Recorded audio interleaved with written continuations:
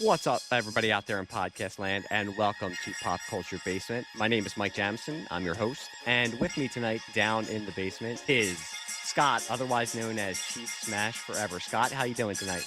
Doing good, sir. Scott and I, we met because of, I like to blame the Best Care Anywhere podcast. And when I say blame, I'm only kidding, because as I've said on multiple podcasts before, the community that they're building over there with the Best Care Anywhere podcast has been a great one. It's led to a lot of friendships online and a lot of podcast guests that now I'm using for this podcast. I like to joke that I blame them, but I'm actually very grateful for the friendships I've made and for the podcast guests that I've been able to get. And tonight, I have Scott on because we are going to be talking about sports fandom, and in particular, growing up and the way that we consume sports as we grew up. And I couldn't think of a better person to have on for this episode because, it was about, 2 months ago that Scott and I were locked in a heated battle, as I am an Eagles fan and he is a Chiefs fan. And we got to go head-to-head in the Super Bowl. And well, we all know how that came out. We don't have to relitigate that outcome. It was a bitter night. It was a bitter night for sure. But you have so much to celebrate. You have to give the Philadelphia sports fans their crumbs. We have so few championships to latch on to. Well, no. I'm sorry that we had to step over you guys for some of the little joy that we get to experience in sports as a city. It is true. I mean, you got to think of even your team. We won, 5 in the last decade. There's a lot of teams out there that might give away their firstborn just to win one in their life. So I think we're living in pretty good times. Well, I do tell my children, specifically my son, that when the Eagles won their first Super Bowl in 2018, I did say to him he should be happy because he was only 7. He was actually 6 at the time they won. And I said to him, I had to wait over 40 years to see this, and you're 6 and you got to see this. Now he's gotten to see 2 and he's only 13. So when I say the few championships that we get to hold, that we get to celebrate, I am not exaggerating when I say that. That leads into what I do want to talk about. I mean, with this subject on this podcast, I've talked about the Muppets. I've talked about the Star Wars prequels. Watching a finite series of movies or watching a finite series of episodes for a TV show. But for something like this, it was something that interested me because growing up, my family was very much into sports fandom and watching sports together. And a lot of the people I grew up with and around, it was the same way. Now, I don't know if that is the same for everyone, and it interests me to talk to someone from a different part of the country who was also a very big sports fan and see what it was like for them growing up. So even before we get into that, what I've been asking a lot of my guests is, what was your situation with growing up consuming pop culture? The podcast is called Pop Culture Basement. I grew up with a basement. I'm in a basement right now. Where is it that you grew up again, Scott? So I was born in San Francisco. I lived there till I was about 5, and then I moved to Omaha. So I've lived in Omaha for 35 years. So basically right in the heart of Nebraska here. So, but from a pop culture standpoint, I mean, I guess, again, I'm 39. So, I mean, I grew up from the times I can remember with, G.I. Joes, Ninja Turtles, having all that kind of stuff. I mean, it's something where I have my mom, luckily, God bless her, she saved all my toys. So I've literally been recycling those to my now 9-year-old son, and going as he was younger, going through all my old G.I. Joes, going through and being able to bring home my Ninja Turtle cars and the big sphere and rebuild it in his room and stuff like that. So, I say I was, I can still remember getting my, my first Sega Genesis, getting all that kind of stuff. So, that's the kind of stuff I remember from my youth as far as like pop culture stuff, and then just going to all the movies related to those and so on and so forth. So that was something I did a lot with my dad. My mom would take me to stuff too, but being an only child, they fed my my toy addiction when I was younger. So that was good times.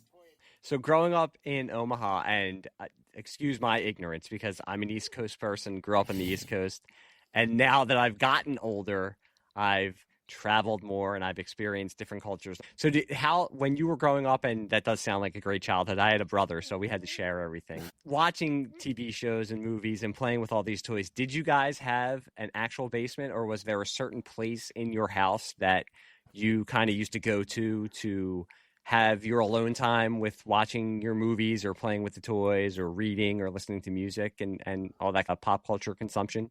Yeah, I mean, we had our own, I had a finished basement, so I do a lot of my stuff down there. They'd set up a little table, set up everything I needed to. Obviously, I had some mixed within my room. Obviously, as the person that has kids, obviously that those rooms were ever changing with what was popular at that moment to me. Um, but yeah, I always remember being down there. And then again, where I lived when I was younger, in that age group, I had a bunch of people that lived next to me that were very similar age. So I remember doing, going over to their house. We all live with right across the street from each other, and doing a night at our neighbors, playing with toys, or we'd do a big Super Nintendo party where we'd play Duck Hunt, we'd play all of the NFL games, all that kind of stuff. And we kind of rotate through. But a lot of the stuff I did, was in my basement. Just my parents were able to set something for me. Again, being an only child, I was able to kind of get a dedicated room. My son now, he had at one point, his own playroom up in our house that was just solely for his. That's where I ended up setting up all my G.I. Joes, setting up those Ninja Turtles for a while. Those are the kind of things that have the lasting memory. And then trying to show him, of course, we've got some of the old DVDs when he was younger. Try to have him watch the original Ninja Turtle movies that came out in the 90s, with Vanilla Ice and all that kind of stuff. You know what I mean? You're trying to get your son attached back to what you remember in your youth. He didn't quite love it as much as I do, but again, it's. I feel like with pop culture, you get it's just something that's ingrained into your life. You know what I mean? It's part of your. I don't want to say part of your soul, but it's truly something that you'll never forget. Those characters meant so much to you. Yeah, you're saying it in a much nicer way than I do. I always say that I have tried to, especially with my son, indoctrinate him into the into the things that I liked, like Star Wars and comic books. And I've had no luck with MASH so far. That is one thing he hasn't really latched onto. But even some of the music that I like the Beatles and Bob Dylan, he's taken some interest to. Now that he's becoming a teenager, he's starting to get into his own likes and dislikes, which I kind of have to begrudgingly accept. I think it's just because it just means I'm getting older and I realize how old and out of touch I am. But talking about indoctrinating them, one of the things when I had children that I wanted to make sure that I indoctrinated him into was my sports fandom. And as a Philadelphia sports fan, that's a risky thing to do because it means that you're most likely in for a long life of misery. Now, I probably shouldn't say that because we just won the Super Bowl. So there are peaks of sunshine in the gloom. I understand what you're saying, though. So growing up, you said you were born in San Francisco, but then moved to Omaha. Did you move back to where one or both of your parents were from, or did you move there? Did they move there because of your parents' work, or what was the deal? So we moved. My parents worked for a company called First Data, which is a big company here. They started in San Francisco. My mom still works there. She's 40 years deep into that career. But they moved here. My dad is actually from Kansas City, so that's where I got my Kansas City love. He actually moved back there about 10 years ago. He still lives there. So I would say, even though I was born in San Francisco, I mean, I guess would be my NFC team if I had my home team. But I was just raised by when my dad got me into sports, the Royals. Basically, it was Royals and Chiefs I was growing up. That's where I really found the love. And then I remember him taking me to games when I was younger. He worked with a woman who had season tickets. So as I remember is being raised on, we like the Chiefs. We hate the Raiders. He always took me to Chiefs Raiders games. And I just remember that kind of established it. Like I said, I've watched baseball. I'm not as big a baseball fan. Or my dad's, watch all 162 games a year kind of fan. But I still remember being told about George Brett and Bo Jackson and, some of these guys that are so famous. Like you said, my dad for football, as we talked about the Super Bowl, he had to wait 50 years between Super Bowls. And he had season tickets in the 80s, 90s when the Chiefs were horrible. That's just how I remember being raised, is watching Chiefs games, watching Marcus Allen and Neil Smith and Derek Thomas as I was younger. And then I really got into it when I got out of high school into college. I had more time, so then I became a much more obsessed fan than I am currently. But yeah, that's how I got these Kansas City love. But I'm still always going to be fond of the 49ers. It's just when I was born, they were winning Super Bowls, but I was 3 years old. Joe Montana was in his heyday, but I could never remember that kind of stuff. So For me growing up, it's kind of weird. Before we started recording, I was trying to think back when I can remember first really getting into sports. And for me as a kid, I mean, I was raised as a fan of all the Philadelphia sports teams. And it's weird to say now because they're very much irrelevant in the Philadelphia sports scene at the moment. But as a 10, 11-year-old, the Flyers, the Philadelphia Flyers, the Philadelphia hockey team was the first team that I was obsessed with. And that was in the mid 80s when they were still very, very good and still going to the Stanley Cup finals. So they were, at the time, they were the best team in the city. The Phillies at that time were coming off winning the World Series in 1980 and going in 1983. But by the mid 80s, they were the definition of mediocre.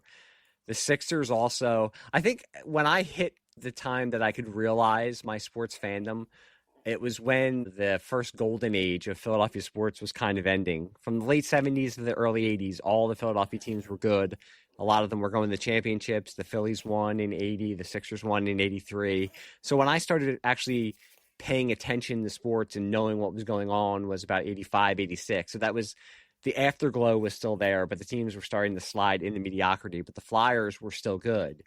And the first time I can really remember getting my heart broken, because that's how you get the notch in the belt of Philadelphia sports fandom, is you remember the first time that you cry or punch a wall or just get angry at a team, was the 1986-1987 Philadelphia Flyers. That's my favorite team of all time.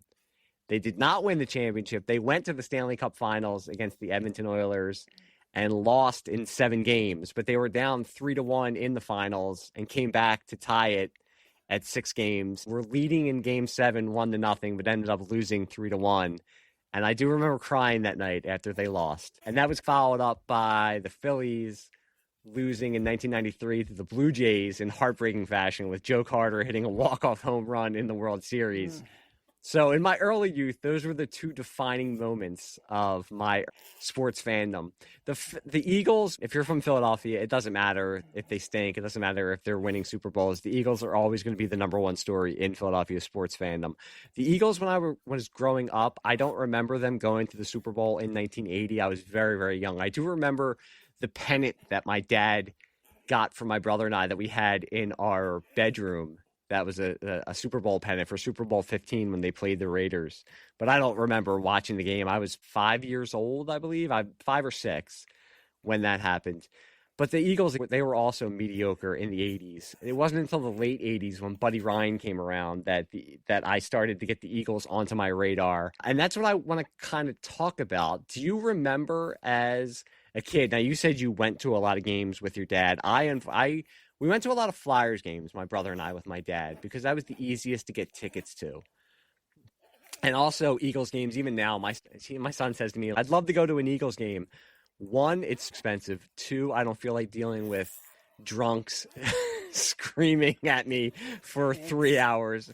And 3, I'm old. I don't feel like sitting out in the freezing cold weather and watching a football game when I can watch it on my 65-inch TV at home. Do you remember, did you have any kind of certain ritual, or do you remember what it was like growing up and watching Chiefs games or Royals games with either just by yourself or with your family? Did you gather as a family to do that, or did you have any kind of certain ritual?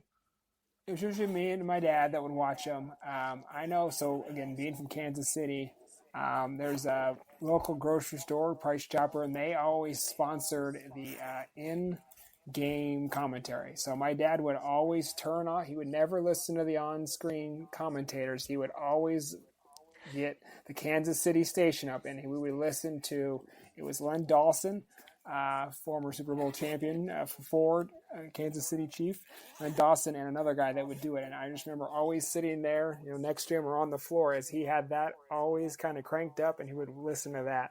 So all I can remember, or not just remember, but I just remember nonstop Price Chopper commercials my whole youth, because they were the heavy sponsor in Kansas City. So when I first, think of Chiefs games in my youth, that's what I think of. Because I remember that portion, like I said, and that's like I said, every time I went to probably 3 or 4 games with my dad back in the day, and like I said, it was always going against the Raiders. It was just something where I was there in Marty Ball back in the day, Marty Schottenheimer. So that was just what I remember: Marty Schottenheimer, Price Chopper commercials, and just watching my dad get into it. And that's something where even now.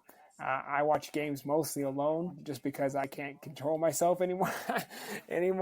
I get so worked up, but it's something too where that kind of helped establish, I realized I loved it when I was younger, but then when I, got out of high school, got through college and I got the time, that's what really sparked realizing what those memories meant to me. And then hopefully, like I said, my he'll watch the NFL. He's like a Vikings fan because he loves Justin Jefferson mostly because he does the gritty. So he loves the gritty aspect of it. Like last year, he sat down here and he watched the draft with me. We filled out a first round thing. That's the kind of memory I'll remember forever. But it's one of those things where he can watch it, but he'll quickly lose interest. And my wife realizes I'll just get worked up, so she'll leave me. But it's something where you want to establish those same kind of memories, with our kids long term. Because it's like sports is just something that, like I said, when we watch MASH, when we watch that, there's only going to be so much of that. It's going to eventually end. But, every year, that's why like this last weekend with the draft, it's always the eternal hope that we just pick the next players who are going to take you to that next top of the mountain peak. And some that you can say, hey, me and my son or me and my daughter are going to watch this together. So most of my sports memories, like my mom was watching stuff with me. But it was mostly, like I said, me and my dad. Well, it's funny, a couple of things from all that you just talked about. I thought, and that's why I love doing this, because I love to find other perspectives from people who grew up in different areas of the country and in different communities than I did. I thought that Philadelphia was the only fan base that bitched and moaned about the announcers and wanting to have the local announcers. Here in Philadelphia, they specifically, on the state, of course, it's the station that carries the Eagles, but they say it because so many fans bitch and moan about it, but they specifically advertise, turn down the volume of the national broadcaster and listen to, it's 94 WYSP is the station that carries the Eagles. And it's Merrill Reese, who's been doing Eagles games, and Mike Quick, who was a wide receiver for the Eagles in the 80s. But they do the play-by-play and the color commentary. They specifically advertise to turn down the national announcers and to crank up 94 WYSP so you can hear the local announcers. And it's funny that you mentioned growing up and that you guys did that. For me, for football specifically, I grew up 2 doors away from my aunt and uncle, my 3 cousins, and my grandmother and grandfather. And that was my Italian grandmother and grandfather. So every Sunday, I was also raised Catholic, went to Catholic school, and lived right next to the Catholic church that was our parish church. So we would wake up on Sunday, and we were supposed to go to Mass at 12 o'clock. We also had Sunday dinner at my aunt and grandparents' house 2 doors away, which was macaroni and meatballs and sausage. And it was this big thing. We'd all get together and eat dinner and watch Eagles games. So as my brother and I and my cousins got older, we were able to go to church on our own, or supposedly go to church on our own. So we'd walk to the church, which was literally, we'd go out our door and the church was right there. We'd walk to the church and we could go behind. There was a big churchyard there. And then there was a big parking lot that would lead to the path that would take us to the 7-Eleven that was up the street. So when we all got old enough, most of the time we would walk to the back of the church and then walk to the 7-Eleven for 45 minutes to pretend that we went to church. That's only one of the reasons I'm going to hell. There's a lot more, but that's one of the reasons. So then we'd come back after 45 minutes. Now, there were the times we did have a priest in our parish at that time growing up named Father Daly, who I think was about 85 years old. And this was the mid to late 80s, and would not do the homily. I don't know if you're Catholic, but for the Catholics out there in the audience, you would have the church ceremony. And then at one point you would have the homily where the priest would lecture you about not giving enough money for the offering and tell you how terrible everything is and how much of a sinner everybody is, and basically berate you. He was so old and wanted to be done with it, he would actually announce that he was not doing a homily and we were going right to the communion. So if you knew he was doing Mass, you knew you were only there for 20 minutes, we would go. But if not, we'd walk to the 7-Eleven, buy candy or soda, and then come back after 45 minutes. So then we'd go to my grandmother's house. Inevitably, my grandmother or my uncle, who is not Italian, my aunt's husband, he would be helping to make the gravy and the macaroni and meatballs. My mom and my aunt, who are both Italian, both married non-Italian men, but they were the ones who liked the Italian meals more than my mom and my aunt did. So my uncle would always be helping to make the food. We would go usually before Eagles games and have gravy sandwiches, which is basically what it sounds like. You would just get 2 pieces of bread and put the gravy between it and eat it as a sandwich. I've not heard of that before. And no, it was very good. It was very good. Now, my grandmother and my aunt, they did not make from scratch homemade gravy. It was probably store-bought gravy, but they had, I don't know what it was. I never got to ask my grandmother. I should ask my aunt. They had something that they put in there that any other gravy now pales in comparison to what they used to make. We used to have gravy sandwiches, and my uncle would have to stop helping them because then the Eagles would come on at 1:00. And I don't know how they did it every week. It felt like every week they were able to time having the dinner ready by halftime. So we would all sit around, and this was, again, mid to late 80s. We'd all sit around and eat and start the second half. We had a small color television that was in my aunt's kitchen that we would put on and watch the second half while we were eating our Sunday dinner. As time went on, I think they timed the dinner to be after Eagles games because most of my memories of growing up watching Eagles games are in my aunt's basement. And I can remember getting to watch most, if not all, of the games before we would eat dinner in the basement with my dad, with my uncle, with my brother and my cousins. It's where I learned a lot of curse words watching those late 80s Buddy Ryan's teams never win playoff games. But we also, and it's funny because with this podcast, I always talk about the memories I made in my basement, but a lot of this is going to be in my aunt's basement because inevitably a lot of the sports that we watched when I was really young were in my aunt's basement. That's where we also watched Flyers games. I've talked about this before on the podcast. We had a local cable channel in the Philadelphia area called Prism, and before regional sports networks, this was the cable channel that carried Phillies, Sixers, and Flyers games. And my family were big Flyers fans. So we would watch Flyers games at my aunt's house. And I have memories of watching, as I said, the 86-87 Flyers, my favorite team of all time. That playoff run in 1987, and it was my formative years. I was 12 to 13 years old then. It was my favorite team. I had the Flyers jerseys. We used to play street hockey, and we would all watch Flyers playoffs games. And that was the most fun, amazing playoff run ever up to that point in my lifetime. We would watch the playoff games in my aunt's basement. My grandmother, my older Italian grandmother, she would be too nervous to watch the games, but while we were watching them, you would see she would come down to their basement halfway down and sit on the step that led down to the basement and kind of peek out at the television to see what was going on while we were down there watching the games. And between periods, the way some Philadelphia row homes are built, there in the basements of some of them, there was a small kitchen it wasn't a full kitchen, but it would have a sink and a refrigerator. And my aunt's house had that. And it had kind of a very small linoleum floor. So we used to play floor hockey on there. Basically, it was you went to one side, the other person went to the other, and you would hit like a small ball with your hand on the floor and try to score on whoever was on the other side. So that's how we would spend the time between periods. As we got older, we used to go to my aunt's house, and she had a television in her family room, which was, again, Philadelphia row homes. You would walk into the front door, and it was usually you would walk right into the family room. Now, my house didn't have a TV there, but she did. And during the spring when the Flyers were in the playoffs, I also had another aunt who lived across the street, and she used to tell us that she would know when the Flyers had scored because she could hear us screaming through the windows. Growing up for me, it was mostly Flyers and Eagles memories because those were the two teams that were really, really good in Philadelphia during the late 80s and early to mid 90s. But something else you all said and it jarred my memory is during the last couple of Eagles playoff runs, and especially this playoff run, and I wasn't joking. I mean, I did say to my wife when my son was our firstborn, so I did say to her, we're going to buy him Philly stuff, we're going to buy him Eagle stuff, Flyer stuff. I want him to become a Philadelphia fan because I want to enjoy watching the games with him. I want to enjoy that time with him because I remember watching the games with my dad and my uncle and my brother and my cousins.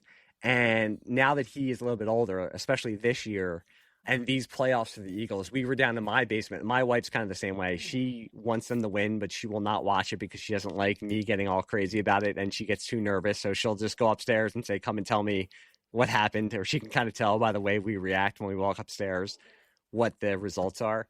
But we spent most of the time this year down in my basement, my son and I, and also my daughter came down and took a lot of interest in watching the Eagles playoff games. He and I watch a lot of Phillies games down here. So it is something that, you kind of want to pass on. It's not the same experiences because he's growing up differently. He doesn't live as close to his cousins as I did. I was very lucky in that way, but it's something that you want to pass down, that you want to have that shared experience with people and with your family members and especially your kids. No, I agree. And like I say, your luck of having your family so close. And then, like I said, I mean, just being in a town that has that many professional teams, like I said, Kansas City is the closest to me. And even when I was youth, like we talked about the Chiefs, but I mean, a big thing I can remember too is, I mean, in most of America, probably like this team too, but I mean, I remember being a huge Bulls fan. I mean, during Jordan, Pippen, Rodman era, I mean, I remember my mom was able to take me to a game back in the day. And go see him during their 6th title run. I remember they also played a exhibition game at Kansas University, which is in Lawrence, which is a couple hours away from here, and I was able to go see him there. But it's just, like I said, it's tying our sports love into the family. Like I said, when my son was born, my wife took photos, every month to catalog his growth, and it was always him laying on a Chiefs blanket. Like every photo I have of the first year is him wrapped in something Chiefs related. Just because, again, it means so much to me, it means so much to my dad. But being able to have that shared experience where, that sounds amazing, where you could go down and your family's right there, and just to be able to share it with so many people that are close to you. My family lives, in Oklahoma. There's some, I mean, like now I've got people in Oklahoma. I've got one in Florida. I've got in Kansas. They're all over the place. So, and like you said, kids now, they're not, because of how they view football and how sports is now, and with fantasy football and all that, where people seem to love more of the individual players, or they truly love the game itself. You hope that, if I can get my son to love it, will he be as in depth, because he now has all that at his tips of his fingers with iPads and phones and everything known to man, going after individual stats and so on and so forth. So, being in a town that have 3 professional sports, that would be pretty amazing to have something so close. We have, we've got a couple, minor league teams here. We have the Royals AAA affiliates here. We've taken them a couple of those games and stuff like that, but nothing to the scope that you've got there. I think that's a good point that you're bringing up. I think my son is a big sports fan, but it's also different for him because, like you just mentioned, there is so much more. And I think this is, every generation says this, and I think it's true in some way, because time marches on and things change and things evolve, but there's more to take his attention away from it. And I also grew up in a very sports obsessed family, but it was a big part of my life. And even up to after young childhood, I say it now when I'm at my kids' sporting events that now I take them to, like Little League baseball and soccer. But I say it to other parents that I can remember a time where I used to watch every Flyers game, even into my 20s, just because I had the time to do it. I used to watch most of the Phillies games. I will even admit, Eagles games, now I have to catch half of them because I'm usually driving to a soccer game or to a dance recital. So up until the playoffs, when I kind of have to, I was almost going to say put my foot down, but there's no way. My wife would laugh if she was here if I said I was putting my foot down. But in the playoffs, I kind of get down on my knees and beg to my wife, can we somehow figure out how I can watch all these playoff games? During the regular season, sure, there's times where I'll have to miss parts of games because I just have stuff to do with my kids. We went to Disney around the holidays, and I said to my wife, I'm going to be missing 2 Eagles games. And I think her response was, boo hoo. That's perfect. I was at Disney too, and I was literally, the Chiefs were playing, and I was in the line at, what's the Star Wars, not the older one, the Star Tours one. I was in line watching the Chiefs game on my phone the whole time, and my wife was just giving me dirty looks as I was trying to sneak them in there, and I was like, I'll put this away, honey. Sorry, I didn't mean to watch it. That's a good thing also that when you have a son who is into it, because I would do the same thing. We were in Disney when Jalen Hurts got hurt, and I can remember saying to my son, it says that they just took him out. He has a concussion. But my wife is like, why are you looking at that? Just we're on vacation. Please don't worry about it. Yes, but this is important. You don't understand. Yeah. This is gonna have a long lasting impact. Of course we're making memories, but there's sports here. We gotta go over with the sports. So. We've been to Disney 5 or 6 times. Yeah. But I didn't realize how lucky I was. I kind of thought it was normal that everybody grew up with their family. And I had mentioned that story about my aunt across the street saying that she knew when the Flyers scored because she would hear us. I grew up with an aunt across the street, cousins up our street, another aunt and uncle up our street, an aunt and uncle and cousins 2 streets up, and then 3 streets up. So I had family all around. We couldn't get away with anything growing up because there was always some family member sitting out on a step that would see us doing something. Other than not going to church, there was no way that we could get away with anything. But we were also lucky because as we got older, we would also bring friends into the mix to watch games. I haven't really brought up the Sixers, but one of the bigger memories I have was in 2001. That's the last time the Sixers got past the second round of the playoffs. They went to the finals and lost to the Lakers. But by that time, we had such a friend group that it would be me and my brother and cousins. And then we'd also have friends over with my parents. That was at our basement watching Sixers playoff runs and ordering wings or pizza. That was also back in 2001. So I think myself and a bunch of our friends also smoked. So there was just like a ring of smoke around. It probably looked like a seedy bar when you would walk into our basement, but because we were all smoking cigarettes then. It's one of the memories I have is just that playoff run of the Sixers, and most of it is either watching it in my basement with friends or watching it in my aunt's living room again, and it was the spring, so all the windows are open. People outside can hear us going nuts and screaming.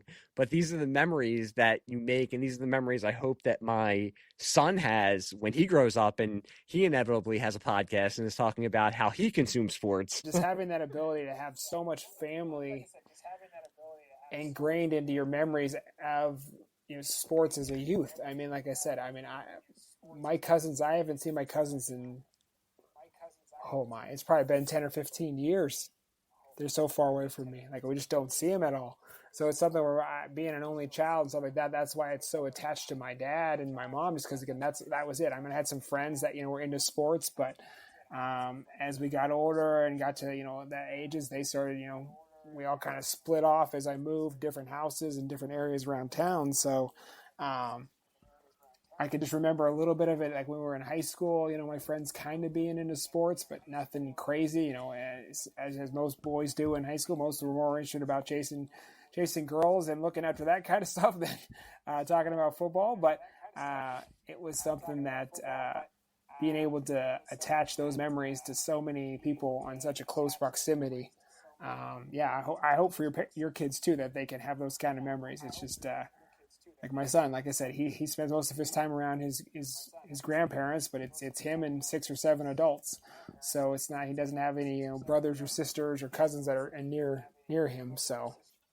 And they really are memories too. I mean, they're milestones that you can think of in your life. I joked around about it, but they are kind of timestamps that you're basically remembering. If you remember the moments, you also remember what was going on at that time of your life. I talk about remembering watching those Flyers games in 1987, but it also, when I talk about it, I can remember me being in 7th grade and being a kid, and that was the most important thing in your life at the time. And I can remember going up to my room and drawing pictures of Flyers players carrying around the Stanley Cup, because that was the first time that I was really fully aware of a team playing for a championship.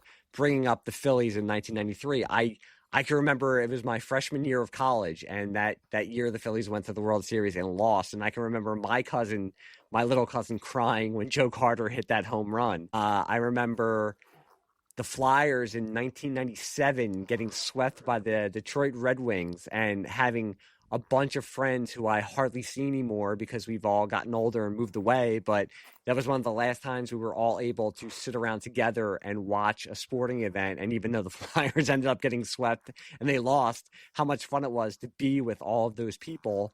And now with the Eagles, I watched a lot of it with my son and my daughter in our basement here watching those playoff games. But it's been fun that because the Eagles have been so good these last almost 10 years, that we've had friends now that we've made who have come over here, and we have a sunroom where we have a TV set up out there. And that's usually whenever the Eagles have gone to the playoffs, we usually have people over and either make food or get food in. And that's where we'll watch Eagles playoff games. So I can remember in 2017, my son being young, that was the year that they won against the Patriots, and having friends over to watch the NFC Championship game when they murdered the Minnesota Vikings. And friends we had over, we still talk about that because it was such a cool night just to be going nuts and watching that. I can remember watching the NFC Championship game against the 49ers with my son and my daughter, and my son was a little bit older, so he kind of understood what was going on and being excited knowing that the Eagles were going to the Super Bowl. And yeah, it's going to be a tough memory for me, a good one for you, but seeing my son cry after the Super Bowl that they lost to the Chiefs 3 years ago. So that was the first losing to the Chiefs, and then the Phillies losing to the Astros that year. And I did say to him, if you're going to be a Philadelphia sports fan, this is the kind of stuff you're going to have to go through. So that was kind of his trial by fire. Yeah, but that's what I was saying. But I think that's the thing too. I mean, you hope that those peaks where you win the Super Bowl, where your teams are good, you remember those more. But you realize as a kid, I mean, I didn't ultimately remember how good those teams were. You remember spending time with your dad. You remember spending time with your family. Like, it's, you know what I mean? It just, and like you talked about, now as we get older, I think that's why sports, in America and the whole world, like it reminds you of your youth when you had the time. It was a simpler portion. You didn't have to worry about the stresses of life and work and mortgages and car payments and all this stuff going on outside of the world. You could just, you could turn on a TV, sit in a room with your parents or whole family, and then just, that's 3 hours of time. If the team won or lost, that would always be disappointing if they lost, but you could still remember the times you had during those hours shared, that you'll probably remember longer than any random Week 11 game in 2020. You know what I mean? It's that kind of stuff, you know what I mean? Or back in the 80s or 90s or 2000s. So I think that's what makes it so special to people. It's just it's the love of the team, but the memories you make. You know what I mean? I tell my wife all the time, I'd rather have more, as I call them, deathbed memories, where I'd rather have these memories I share with my son that, these are the things I want to remember forever. And it might not be if the Chiefs win a Super Bowl, but me sharing that moment of him winning the Super Bowl and him giving me a hug and hugging my wife. Those are the things I remember more than my Sports Illustrated across the room from me. You know what I mean? And that's perfect what you're saying. And that's what I wanted to do this specific episode. My son asked me when I was going downstairs, "Oh, what's your podcast on tonight?" And I said sports. But then when I walked downstairs, I thought to myself, it's not really about that. And that's not what I wanted to be about. And what you just said is very, very true. You're not going to remember every specific of a game, of a Week 11 game against the Carolina Panthers. You're going to remember the fun you had watching it with your son, with your friends, with your parents. And years later, it might be more poignant because your parents aren't there anymore. Or, as I just mentioned, the friends that you were watching the game with. There are friends that we used to see each other 2 to 3 times a week because we had the time to hang out. And I can remember being in a dorm room with one of my friends watching an Eagles Cowboys Monday Night Football game, the Eagles muffed field goal attempt at the end of the game. My friend punching a hole through his wall. And now we don't see each other that much, but every time we do see each other, that's one of the funny stories that we tell because that's something that we remember about it. It's funny because when I did name this podcast and I named it Pop Culture Basement, I really did mean there are a million memories I have of consuming all of this pop culture entertainment in my basement, in my aunt's basement. And we talk about the memories that sports make. The Phillies winning the World Series in 2008, and I was at a friend's house watching the game because we were anticipating they were going to win the World Series that night. It got rain delayed, so they had to postpone the game. And for some reason, I ended up watching the continuation of the game at my brother's house in South Philly. He lives very close to where the stadiums are. So we watched Game 6, just me and him and his wife in his basement. So it was the first time I got to see the Phillies win, and he got to see the Phillies win the World Series. And we got to experience that together and go out onto Broad Street whenever we have parades for when a Philadelphia sports team wins. That's where they have the parades. That's also where the people go after we win to just go out. And the national media would say, go nuts. I'm not somebody who goes and climbs on a pole and tries to do any of that. We just went out to go celebrate that night.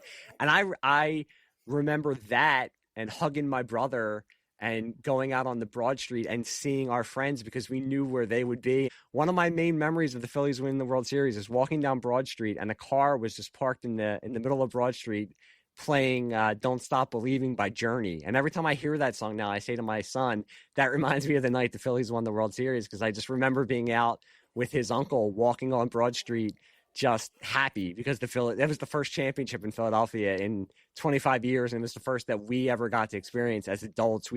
I remember that stuff more than I even do the game. I have the DVDs to show my kid, and I have the DVDs to watch and enjoy, but it'll be, and I'm not trying to rub salt in the wound. I am really not, but even with this past February, it's just hugging my son and watching the game and just saying to my son, like, I can't believe we're getting to watch this together. He's 13 now, that this is something he will actually remember for most of his life, even more, because he says when the Eagles beat the Patriots, he kind of remembers it, and we went to the parade, and he says, well, I kind of remember going, but I don't really remember it. So this time, I mean, I said to him, this might not ever happen again, so enjoy it. And we got to all experience it together. It was me and my daughter and my son and my wife and the friends we've made watching it in our sunroom. And then one day my son will probably say, oh, I can remember, all of us together and all of us being happy and hugging each other after they won.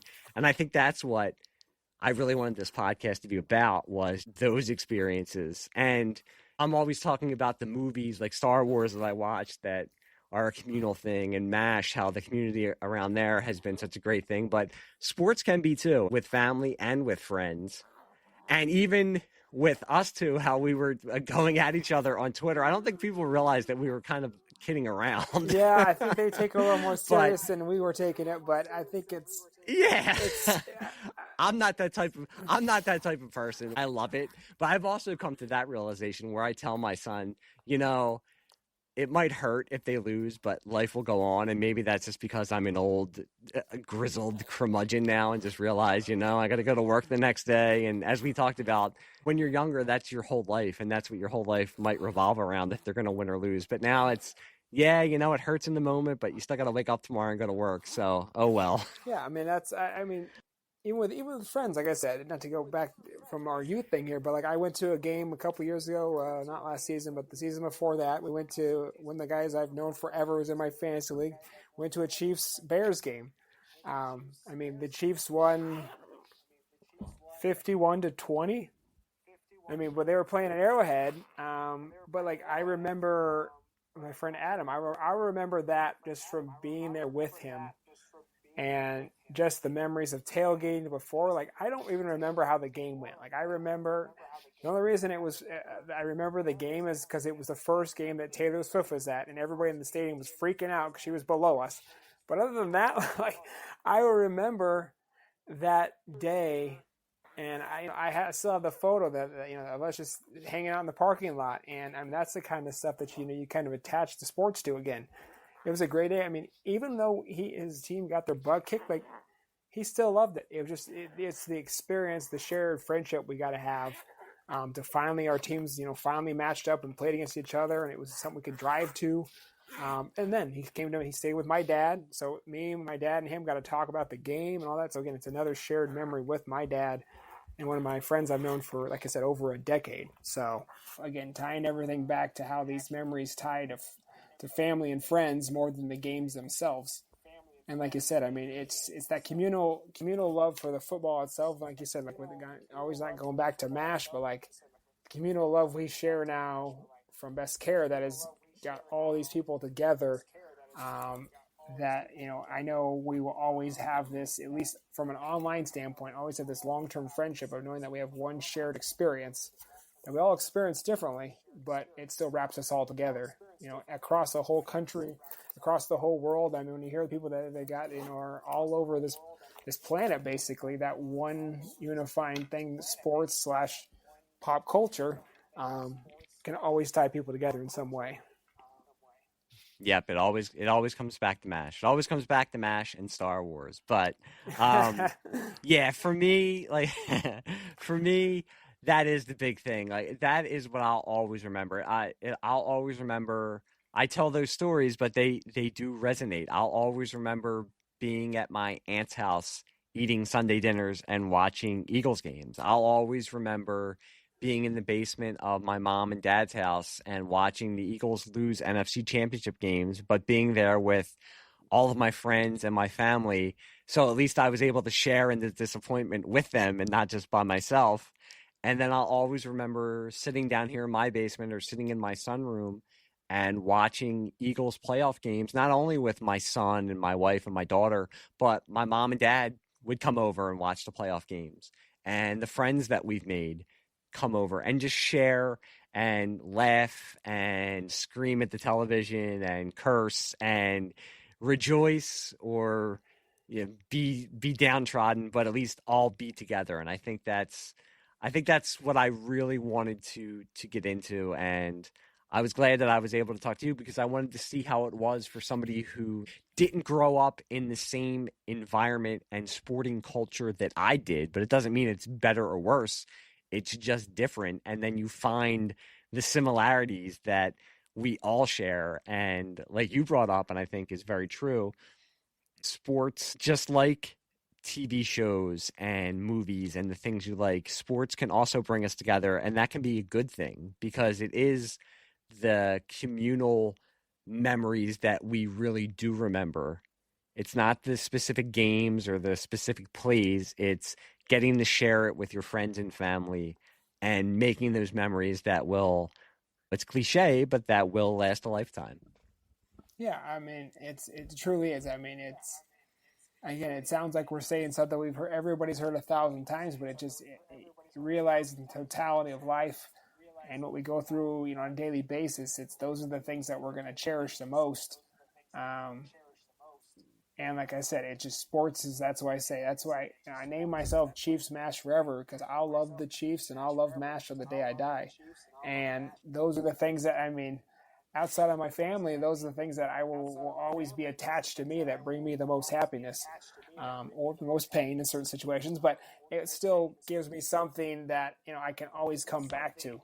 It's that warm blanket in my life that if I've had a bad day or if your family's had it, you can always go back to something. And thinking of those good times will always brighten your mood. So. Well, I got to rub it in Ethan's face at Best Care Anywhere, but he deserved it because was just a cocky little bastard that I got to, and I got to rub it in his face. But like we mentioned, I think that people thought that we were kind of going at it way more than we were on Twitter. I think you understood that I was busting your balls, and I got it from you too. And I think that's another thing that sports can do where Yeah, you get to just have some good old ball busting, but it's also in good fun. I'm not that crazy of a fan, and I brought it up on the Muppets episode when I had Melody on, and she commented on my Eagles hat, and I said, yes, I'm one of the more sane Eagles fans that you'll find. But it was fun it was nice that it worked out that way, that are such a big Chiefs fan, and people know me as such a big Eagles fan, that it was fun to be able to have somebody to go at for those 2 weeks. And then we were kind of messaging each other during the game, and I was anticipating, and I was actually thinking before the game, like, okay, how is this going to go if the Eagles are getting destroyed? So, but it was fun to go through that with you, and hopefully we'll get to go through it again next season. Yes. Like I said, it was the fun of going back and forth, and like I said, and even just to let you know. It was fun to get the interaction from that community too. You know, what I mean, it just can you see they're going talking and hearing them bring it up on the podcast was fun too. It just, like I said, hopefully we'll have a lot more of that interaction over many years of Super Bowl champions back and forth between our teams. But it's still fun getting on Bill Sista and talking about the Cowboys and and all that kind of stuff. There's all kinds of fun stuff. And the Eagles and Chiefs play next year, so we'll start it up again.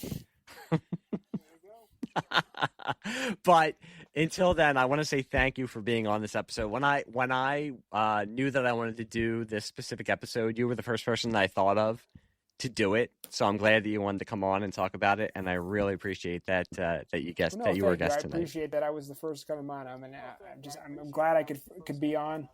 I love you on all your podcasts. I've listened to all of them. I love the Sleazebag Cinema too. You got lots of good stuff out there. So yeah, make sure if you're not listening, keep supporting his podcast, everything he's doing. And like I said, I love the community that has been brought together. And I will, like I said, look at this long term as a long term friendship that will hopefully see many more appearances across the podcast landscape that is MASH/here/everything, so we can keep talking and get to know each other more and more. Well, I mean, if you're going to compliment me like that, you're definitely going to be on more podcasts. I mean, I have always said you're the most intelligent and have the best taste of all the people I've met. Obviously, from your podcast taste. No, like I said, and the check is in the mail for the kind words. Also, don't worry. Great stuff, man. It truly is. It's something where I think that's the fun of listening to podcasts. I mean, you get to hear people that are passionate about stuff, and even if it's not an area that maybe you enjoy as much, it's still fun just to hear the excitement in people's voices, or just the excitement in the passion they have. You know what I mean? Like, MASH affected, obviously at its peak, hundreds of millions of people. But I mean, even some of that smaller, I don't want to say niche stuff, but some of the sections of pop culture that maybe aren't as gone over, it's still fun. Like I said, when I was listening to your Star Wars one that you put out first there, I mean, it was just fun to go back and relive those in my mind before I rewatched them. You know what I mean? And just hear you guys kind of dissect every piece. So. Well, I do, all kidding aside, I do greatly appreciate it. And I am glad that this community has brought me closer to a lot of different people that I would have never known, and that I'm glad to know. And that I'm also glad that I can have on here and talk about not only shared passions, but this podcast is for things that I might not be passionate about, but I will learn about, and I want to hear about other people's passions. So I hope the people who are listening are getting the excitement that not only the guests have, but the excitement I have to learn about this stuff, and to learn about, like I said, how different communities not only experience their pop culture, but how it's affected their lives. And I think an episode like this is one of the ones that I really wanted to do when I started this, because I was just very interested to see how somebody who had very similar interests, in this case, sports fandom, how it was for them growing up and how they experienced it. So I was really glad that I got to talk to you. Thank you for having me on. Yeah, where if anybody wants to interact with you or tell you that they're Raiders fans and that they hate the Chiefs, or you think Patrick Mahomes' family is annoying, where could they? I had to get one dig in there before the end of the episode. But now, if they want to look for you on the interwebs, where can they find you? They can find me again at ChiefsMASHforever or Chiefs slash mash85 on Twitter. I'm on ChiefsMASHforever at Bluesky too, but that's where I'm going to usually do most of my conversating on there, just because that's where, again, our community is the most active. So I always want to talk to anybody. Raiders fans, maybe not Raider hater for life over here, but other than that, we should be in good shape. Yeah, I mean, I've had to make the exception with Bella Sissa because she's so damn intelligent and charming that I have to be friends with her, even though she is a Dallas Cowboys fan.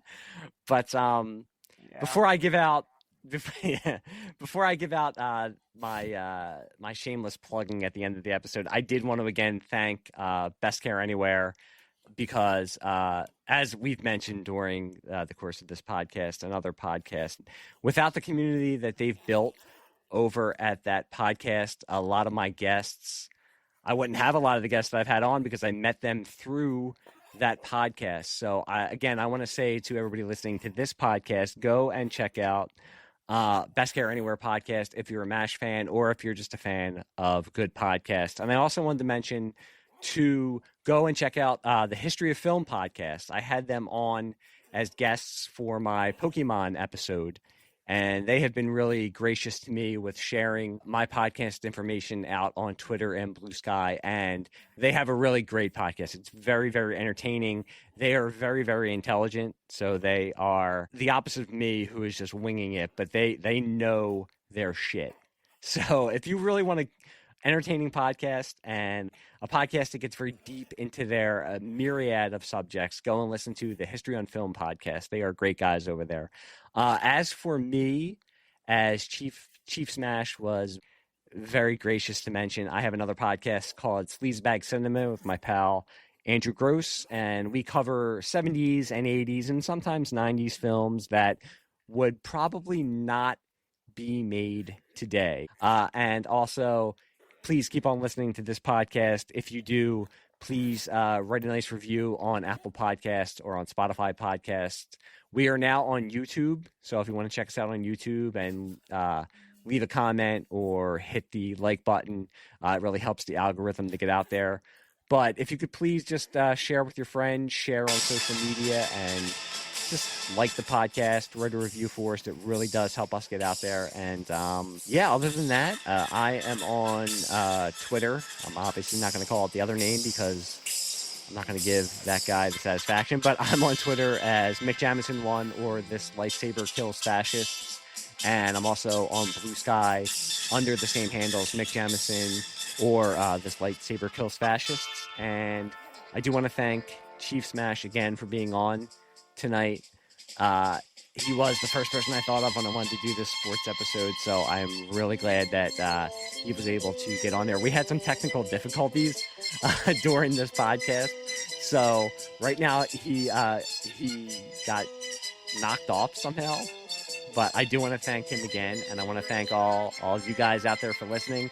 I've been overwhelmed by a lot of the comments I've gotten over the first couple of episodes, and I'm excited to share the next couple of episodes with everybody because I have some great guests coming up, and we have some great subjects also. So for Chief Smash and for myself, I want to say thank you for listening, and we will talk to you soon. Bye.